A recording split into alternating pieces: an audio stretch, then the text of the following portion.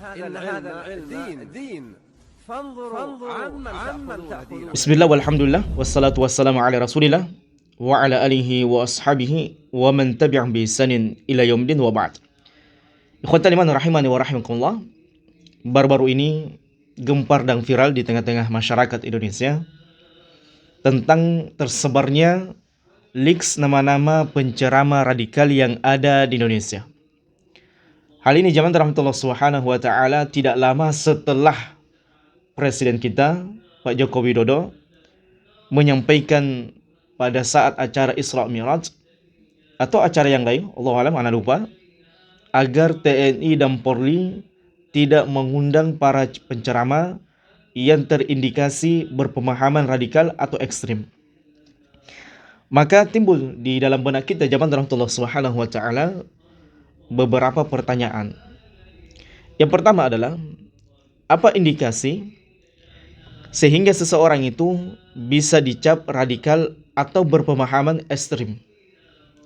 Karena jangan sampai zaman rahmatullah subhanahu wa ta'ala leaks nama-nama ini, penceramah yang radikal, dibuat oleh sekelompok organisasi atau sekelompok manusia yang notabene-nya memang berseberangan dengan beberapa kelompok organisasi yang ada di Indonesia juga, atau berpemahaman berbeda dengan sebagian kaum muslimin.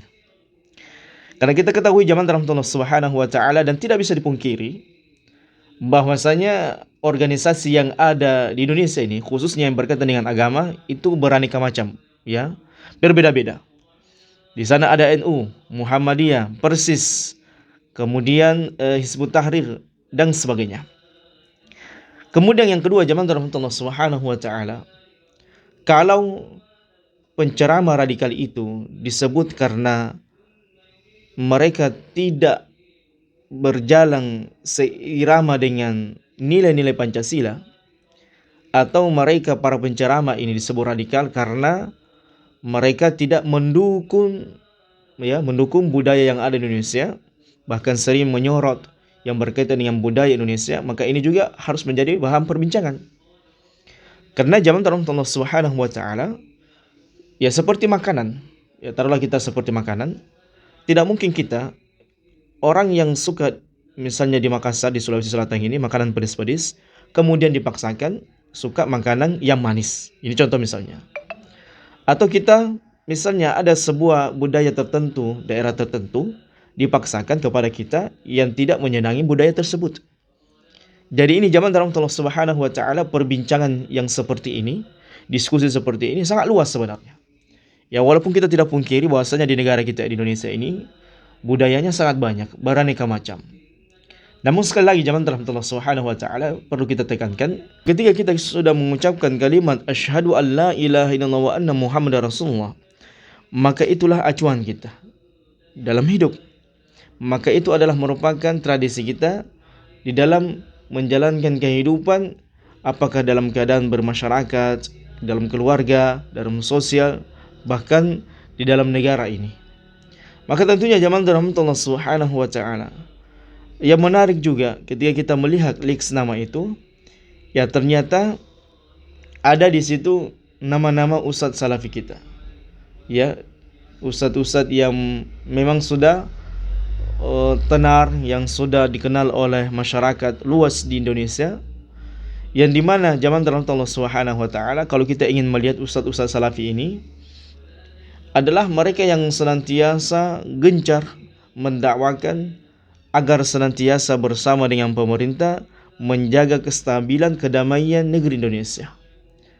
Bahkan mereka zaman rahmatullah subhanahu wa ta'ala, mereka adalah manusia, para da'i, para ustadz yang senantiasa memberikan kepada kaum muslimin di Indonesia ini pemahaman untuk tidak bolehnya memberontak kepada pemerintah, tidak boleh mengangkat senjata kepada pemerintah, tidak boleh mencela pemerintah di depan umum, tidak boleh kemudian menginjak-injak kehormatan pemerintah di depan khayalat, menceritakan kejelekan mereka, bersabar dengan kezaliman pemerintah.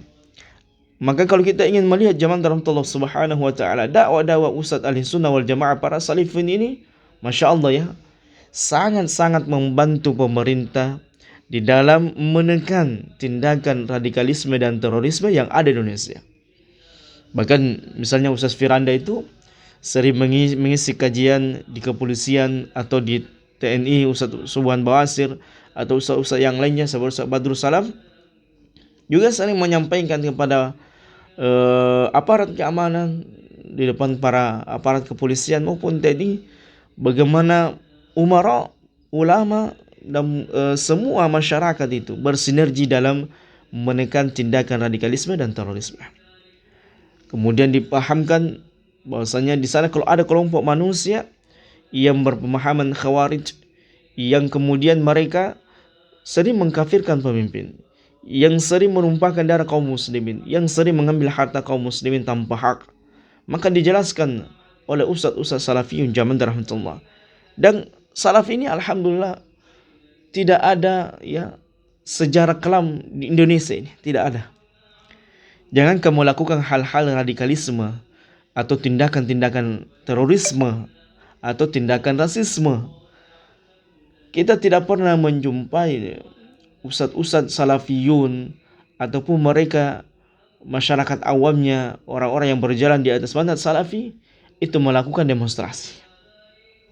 Bahkan ketika 212 zaman rahmatullah subhanahu wa ta'ala, tidak ada satupun di antara kaum muslimin, apalagi ustadz-ustadz salafiyun yang ikut nimbrun dalam demo 212. Walaupun ya dianggap oleh masyarakat Indonesia pada saat itu demo 212 adalah merupakan demo yang sangat santun, ya, demo yang sangat bijak, ya, demo yang sangat berkualitas. Ini kata masyarakat. Karena di situ tidak ada yang terzolimi, tidak ada yang mengganggu, apalagi merusak tanaman setelah demo kemudian dibersihkan.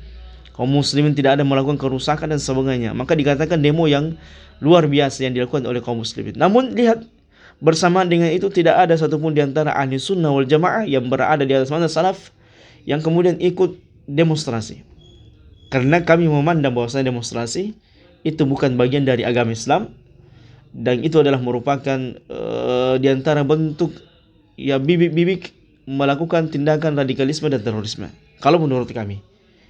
Ya terlepas daripada itu, ya sebagian kaum muslimin melihat tidak mengapa karena untuk menyuarakan suara di negeri yang memang mengadopsi sistem demokrasi.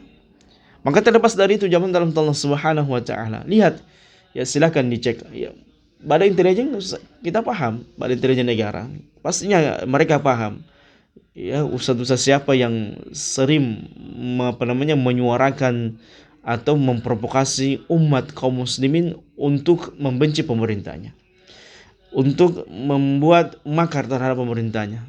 Maka mereka tahu. Dan insyaallah ta'ala ya, kita juga sering berbincang dengan aparat keamanan. Alhamdulillah merupakan hidayah Allah Subhanahu wa taala. Allah berikan kepada aparat-aparat pemerintah kita di antara TNI dan kepolisian untuk bisa mengaji, untuk bisa mengenal agama mereka dengan baik. Dan alhamdulillah ya ketika mereka mengaji, ketika mereka mengenal sunnah, mereka ketika mengenal dakwah ini, mereka semakin baik, semakin bijak keadaannya, semakin lebih membantu lagi pemerintah dalam menyukseskan keamanan, kedamaian di negeri Indonesia ini. Alhamdulillah zaman rahmatullah.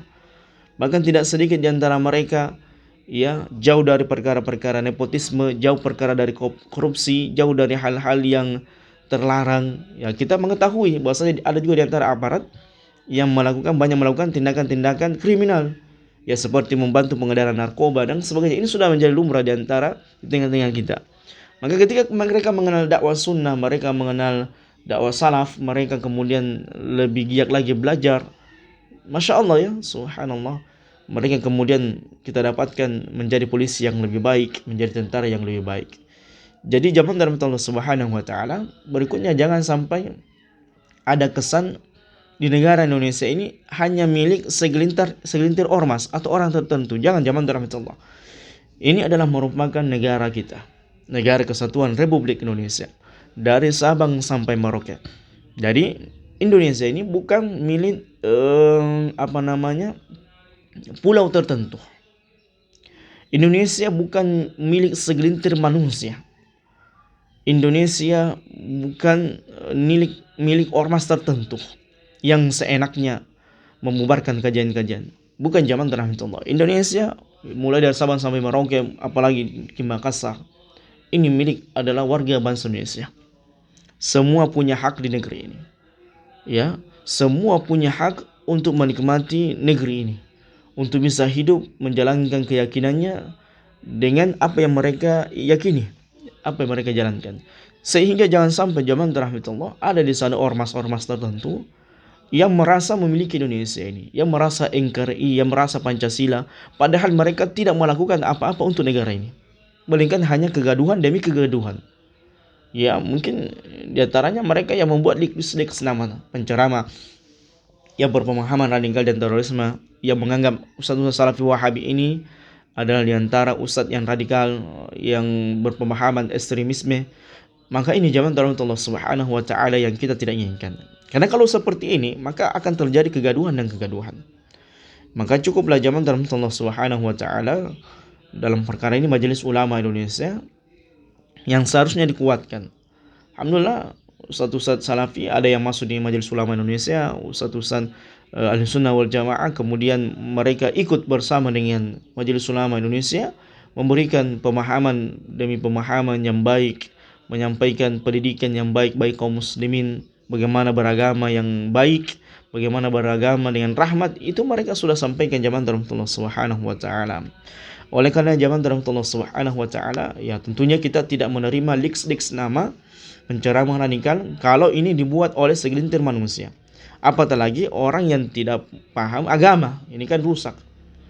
Kalau kita mungkin berbicara masalah badan intelijen negara, maka diberikan kepada ahlinya. Kemudian berbicara tentang ekonomi, diberikan kepada ahlinya. Yang berbicara tentang politik, diberikan kepada ahlinya. Maka semuanya diberikan kepada ahlinya. Fas'alu ahla dzikri in kuntum la ta'lamun. Tanyakan kepada ahlinya kalau Anda tidak mengetahui atau Anda bodoh. Ini penting zaman dari Allah Subhanahu wa taala. Jadi jangan sampai liks nama ini kemudian dibuat oleh segelintir orang yang tidak paham hakikat dalam beragama, tidak paham apa itu tauhid, tidak paham apa itu sunnah, sehingga agama ini ya agama Nusantara atau agama yang di dalamnya ada orang-orang yang tidak paham agama Islam dengan baik. Mereka para pelaku kesyirikan, pelaku bid'ah yang budaya itu menjadi tradisi mereka dalam beragama. Na'udzubillahi min dzalik.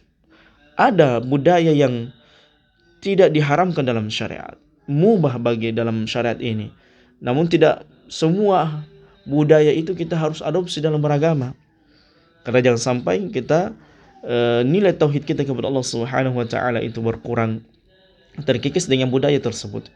Yang di dalam budaya itu ada hal-hal yang berbau kesyirikan, yang berbau dengan bid'ah, yang berbau dengan hal-hal yang maksiat dan dosa. Maka tentunya zaman dari Allah Subhanahu wa taala tidaklah tepat kalau liks nama ini kemudian dijadikan patokan sebagai hal untuk melarang dakwah sunnah, dakwah salafiyah yang mereka gelari Wahabi. Maka ini tidak benar zaman dari Allah Subhanahu wa taala. Dan kalaupun mereka menuduh bahwasanya dakwah salafiyah, dakwah ahli sunnah yang mereka gelari Wahabi adalah merupakan dakwah radikal dan terorisme, maka ini adalah merupakan diantara kesalahan fatal bagi sebagian orang yang mencatut nama tersebut dan memasukkan nama-nama ahli sunnah wal jamaah, ustaz ahli sunnah wal jamaah dalam hal-hal yang tidak mestinya dilakukan seperti itu. Maka demikianlah zaman dalam Allah Subhanahu wa taala apa yang kita sampaikan pada kesempatan yang berbahagia ini. Mudah-mudahan ini hanya sebuah hoax, ini hanya sebuah leaks yang tidak benar, yang yang kalau kita ingin melihatnya ini tidak berimbang, tidak adil. Dan tentunya zaman dalam Allah Subhanahu wa taala kita tidak menginginkan hal-hal yang negatif, hal-hal yang buruk terjadi di negara kita ini, karena kita semuanya bersinergi dan cinta negara NKRI. Jadi jangan ada yang merasa sayalah yang memiliki Indonesia. Wallahu a'lam bissawab.